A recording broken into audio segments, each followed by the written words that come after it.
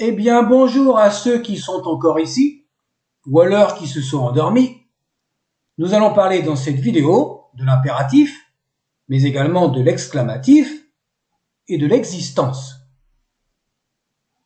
Dès la 25e dynastie, les verbes à l'impératif ne sont pas modifiés et le pluriel possède généralement la désinence en ou.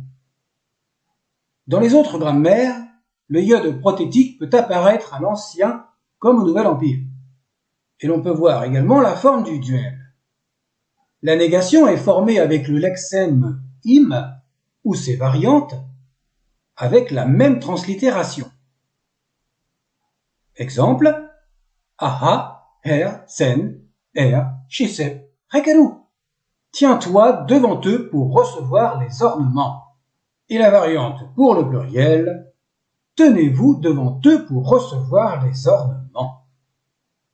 Il existe également les formes particulières de l'impératif attestées dès l'Ancien Empire. Ce sont mi, viens, au pluriel miou, venez, is, va, au pluriel issou, allez, imi, donne, accorde que, au pluriel imem, donnez, plus une variante à la 30e dynastie, et mi, prend, toujours suivi du n datif. À la 27e dynastie, il est attesté également la structure imdi, ne donne pas ou n'accorde pas que, notée avec le D40, que l'on peut également translittérer m, imi. Les auxiliaires d'exclamation sont également attestés à la basse époque, avec les formes mec, met et meten. Le pronom dépendant peut être utilisé dans sa valeur emphatique, donc, ou en valeur pseudo-verbale. Mec, vois, regarde, et les variantes. Au féminin, met, et au pluriel, meten. Passons maintenant aux exemples. Mec, ad baku. Regarde, les serviteurs sont en colère. Nous avons donc un auxiliaire d'exclamation. Pour rappel, c'est une interpellation. On peut traduire aussi par « Hey, les serviteurs sont en colère !» ou alors « Tiens, les serviteurs sont en colère !» Ce n'est pas l'équivalent de « Regarde les serviteurs en colère !» Eh oui, ce n'est pas le verbe « regarder » voir. Mec tout, regarde donc. Regarde s'il te plaît.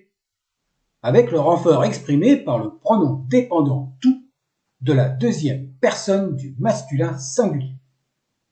Mec, oui, her, iret, irtet. Regarde, je suis en train de préparer le lait avec le pronom dépendant oui correspondant à je. Les lexèmes vocatifs employés fréquemment dans les hymnes ou les incantations ou pour interpeller quelqu'un sont i pour oh et les variantes. À noter que la deuxième variante est utilisée plus fréquemment avec le verbe doit qui signifie adorer. Ha pour oh et les variantes. Ces graphies sont attestées dès la 25e dynastie. L'abréviation simple avec le H, la deuxième variante, est nettement plus fréquente à la 26e dynastie. Enfin, la notion d'existence, appelée également proposition à prédicat nominal, PPN pour les intimes, est formée avec le démonstratif pour, c'est voici. L'équivalent de il y a se traduit par when. Ces deux notions d'existence peuvent être en ellipse avec l'adverbe de lieu im. Voyons cet exemple, le numéro 84. Renu wer pou hena baku wef pou. C'est une grande résidence et voici ses serviteurs. Dans cet exemple, on constate que l'adjectif est placé juste après le substantif et que le pronom pou reste invariable même avec un pluriel. Et c'est également le cas si le déterminé est au féminin. Autre exemple, Demetch pou. C'est le total, voici le total. Inek pou, c'est moi, me voici. Wen sati, il y a ma fille. Ou alors, sat i im, il y a ma fille, qui est ici ou là-bas.